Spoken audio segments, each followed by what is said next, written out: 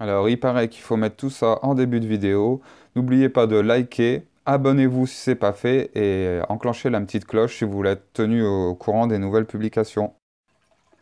Salut à toutes et tous. Aujourd'hui, je voulais revenir sur ma palette végétalisée que j'ai installée il y a 4 ans maintenant. Et je vais vous faire voir où ça en est, ce qu'il faut changer, ce qui a bien fonctionné. Et voilà, donc on va faire le tour. Allez, c'est parti.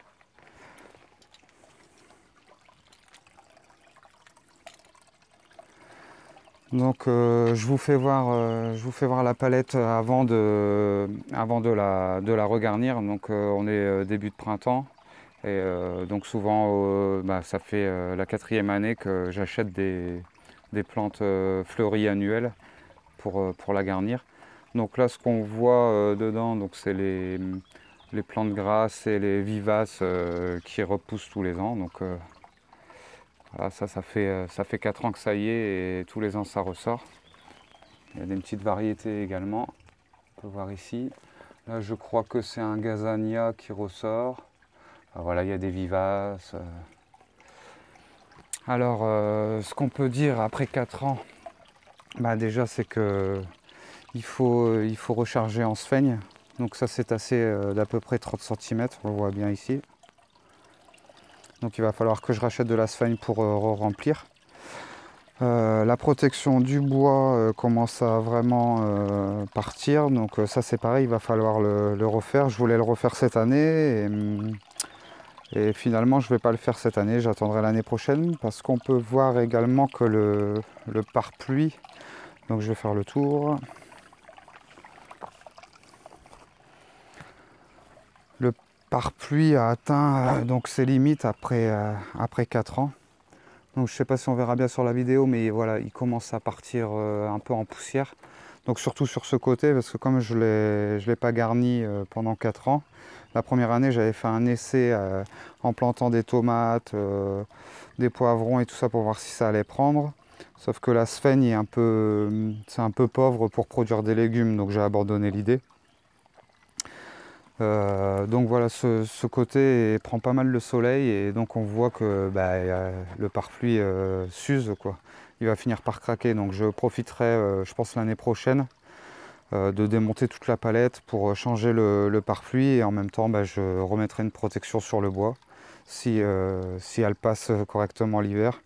Sinon je changerai la palette et je recommencerai.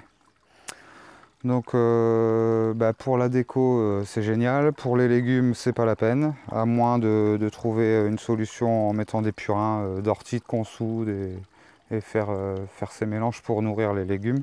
J'ai pas testé, j'avais pas envie de me prendre la tête. L'inconvénient donc c'est qu'il faut pas oublier d'arroser. Et là voilà, par exemple ici il y avait un pied de thym qui était bien parti, j'ai oublié d'arroser. Donc pendant un moment il a séché, donc ça m'étonnerait qu'il reparte. Je lui donne sa chance, je le laisse, on verra. Quand on arrose, donc à la base j'avais mis un petit arrosage automatique que j'ai enlevé parce que bon, je voyais pas trop l'utilité. Et finalement j'aurais dû le laisser, au moins ça m'aurait évité que tout sèche. Donc quand on arrose, ça a tendance un peu à ressortir par les trous que j'ai fait pour les plantes. Donc il faut aller doucement, il faut arroser un peu, attendre que ça imbibe, arroser un petit peu, jusqu'à ce que ça pénètre en profondeur, quoi. Si on veut que ça tienne dans le temps, l'arrosage, il n'y a pas le choix, faut venir arroser plusieurs fois. Donc on peut voir aussi qu'il y a alors je ne sais pas si c'est une mauvaise herbe ou une plante annuelle, ça, je me souviens, c'est peut-être du gazania, quoique, je sais pas trop. Enfin bon, on voit que quand même les plantes prennent leur place, là c'est pareil, hein. Il y a ça qui est sorti ici alors que je ne l'avais pas planté. Donc où ça reste humide, le pare-pluie n'a pas trop souffert en fait. C'est surtout les endroits où ça sèche vraiment, quoi, comme tout en haut. Donc voilà, pour le résultat après 4 ans. Sinon pour faire de la déco, c'est vraiment pas mal.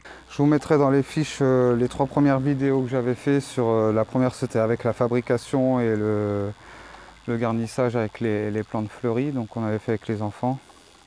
La deuxième, je crois que c'était 8 jours après la construction et la mise en place.